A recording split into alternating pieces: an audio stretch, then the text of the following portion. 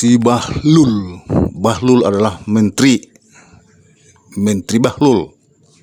Itu pembantu daripada Pak Prabowo.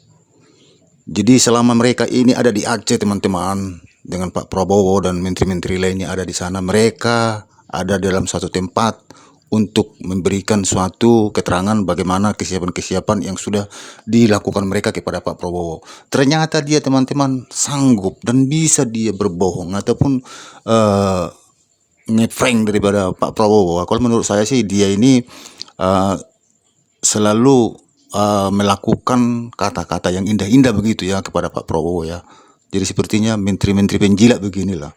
Dia tidak ada bahasa apa yang dikatakan dia rintangan ataupun tantangan ataupun solusi bagaimana begitu ya. Misalnya contoh nih, bagaimana listrik kita gitu ya.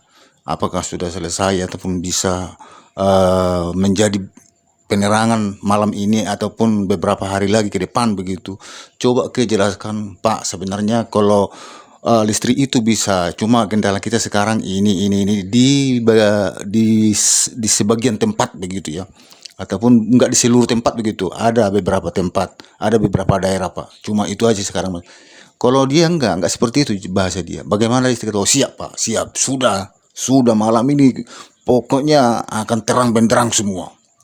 Kan ini kan bahasa-bahasa penjilat ini. Siap-siap apa? Di sana aja masih jim mesinnya. Mesinnya itu masih jim. Bagaimana mau siap? Inilah penjilat-penjilat seperti ini yang tidak masuk akal nih.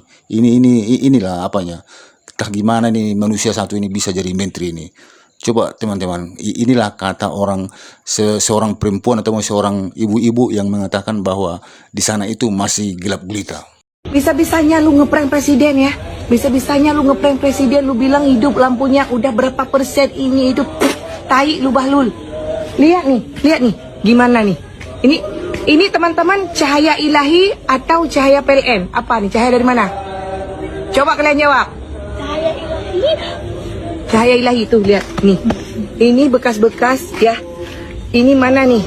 Nih menteri-menteri, pejabat-pejabat yang ngatain bahwa ini hanya sekedar seram di media. Memang tolol, kesel banget nih. Modelan kayak ini, lihat nih. Lihat tuh.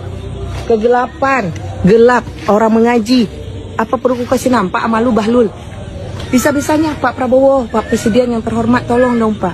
Ya, jangan terlalu didengar omongan menteri-menteri yang memang nggak ada otaknya. Cuma bisa ngasih omongan. Begitulah teman-teman, kebohongan atau kemunafikan daripada menteri yang satu ini ya. Entah apa nih hasil kinerja ini, aku belum paham dan belum saya lihat ataupun saya nggak mengerti di bidang mana dia punya kesuksesan daripada kementerian dia sehingga dia bisa 2 periode presiden, dua periode pula dia jadi menteri ya. Saya juga nggak di mana keahlian dia ini sebenarnya ini orang ini. Dulu dia kementerian dia berbeda dengan kementerian di sini. Kementerian dulu dia dengan Pak Jokowi tidak sama dengan kementerian. Jadi seolah-olah dia ilmunya ada berapa banyak begitu ya. Jadi saya juga bingung di mana kesuksesan dia, di mana keberhasilan dia selama menteri yang kemarin itu. Saya juga nggak paham. Cuma menurut saya sih, saya curiga si Bahlul ini sebenarnya bukan ada keahliannya ini ataupun otaknya ini yang dipakai sebenarnya, karena dia banyak uang sebenarnya ini ya, miliarder juga dia nih si Bahlul. Entah dari mana duitnya nggak ngerti lah ya, atau ada bisnis apa gitu, pokoknya miliaran juga dia punya apa nih aset nih, puluhan miliar lah dia punya aset. Makanya dia dibuat sebagai ketua Golkar kan. Biasanya kan ketua partai itu kan, makanya diangkat itu bukan sembarangan ketua. Sekalipun dia misalnya seseorang itu pintar atau pandai, kalau nggak ada uangnya, kalau dia kere, nggak diangkat tuh jadi ketua itu. Jadi sekalipun dia bodoh, goblok begitu, tapi ratusan miliar dia punya duit, nah itu diangkat ketua itu. Itu salah satu ciri-ciri ataupun persyaratan ketua-ketua partai. Sekalipun dia tidak pintar ataupun goblok atau bodoh, tapi duitnya ratusan miliar ya, itu akan siap-siap mau diangkat jadi ketua umum begitu. Jadi itulah teman-teman, kembali kita ke listrik yang dikatakannya kepada Pak Prabowo tadi, bahwa Pak Prabowo itu mengatakan kesiapan listrik kita bagaimana Pak Bahlil gitu ya. Siap Pak, siap. Pokoknya listrik di Aceh 97% nyala kan gitu kan. 97% nyala itu berarti cuma 3% lagi yang tidak nyala. Artinya ya boleh dikatakan hampir 100% lah ya. Cuma 3% dari seluruh Aceh itu kan udah tinggal dikit itu. Artinya paling yang di perkampung-kampungan lah ya, yang tak hidup gitu. Jadi nggak ngerti kita ya alasan apa dia mengatakan itu. Padahal sebenarnya dia harus patut memberikan alasan, karena sekalipun dibuat dia alasan ke Pak Prabowo atau kepada siapapun, orang memaklumi alasan itu karena apa, situasi. Contoh, ada salah satu seperpak daripada mesin pembangkit listrik itu yang kemarin akibat banjir, jadi dia jadi mengalami kerusakan. Jadi begini Pak, barang itu sekarang kita lagi cari ke Medan ataupun ke Jakarta ataupun ke Malaysia atau kemana. Jadi kita tunggu Pak 1-2 hari baru kita aktifkan lagi. Kalau seperti itu bahasanya kan masih bisa orang terima begitu ya.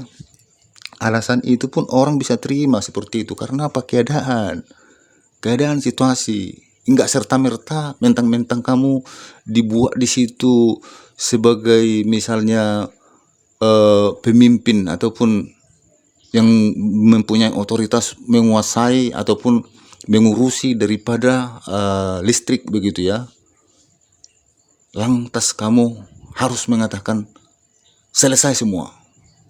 Kalau ditanya bagaimana listrik kita, sudah siap, padahal nggak ada siap gitu. Barangnya aja nggak ada gitu, masih jem begitu ya. Jadi inilah beginilah laporan pembantu-pembantu presiden selama ini. Semua menteri seperti ini bentuknya ini ya. Nggak ada berita-berita yang misalnya katakanlah nilainya di lapangan itu 6 atau 6,5 begitu karena suatu masalah ataupun kendala yang akan dihadapi begitu ya. Sesulit apapun masalah di lapangan itu, laporan menteri itu ke presiden itu nilai 9,5 begitu. Nilainya 9,5, pokoknya alasan apapun siap, ready, sudah selesai, aman, baik semua. Pokoknya baik-baik aja semua gitu. Tak pernah kasih alasan ataupun gimana persoalan itu sebenarnya yang ada di lapangan ya. Jadi tetap solusi itu akan nyangkut begitu, solusi itu karena apa? Tidak pernah dibuka di forum bersama presiden begitu. Bagaimana caranya mengatasi ini? Sebenarnya kita sudah usahakan Pak. Cuman kita terkendala barang ini.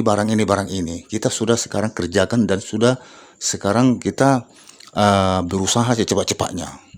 Kita bisa mendatangkan itu seperempat daripada mesin-mesin genset yang membutuhkan seperempat yang rusak itu mungkin 1-2 hari. Karena kita harus belinya ke Jakarta, ke Medan ataupun ke Malaysia atau ke Singapura begitu ya. Sebutkan seperti itu kata-kata itu. Jangan bagaimana listrik? Aman Pak, pokoknya malam ini hidup. Ternyata semua kegelapan di sana, gelap gulita semua ya. Jadi inilah menteri-menteri seperti inilah menteri mau dibuang ini sebenarnya nih, nggak dipakai ini menteri seperti ini nih. Kalau begini dipertahankan di Indonesia, udahlah. Ini muka-mukanya ini aja menteri-menteri kong kali kong nih mukanya ini. Yakin saya 1000% nih muka-muka dia nih muka kong kali kong ini. Nggak ada ketegasan sama dia nih. Ini setiap melakukan pekerjaan di departemen dia ya.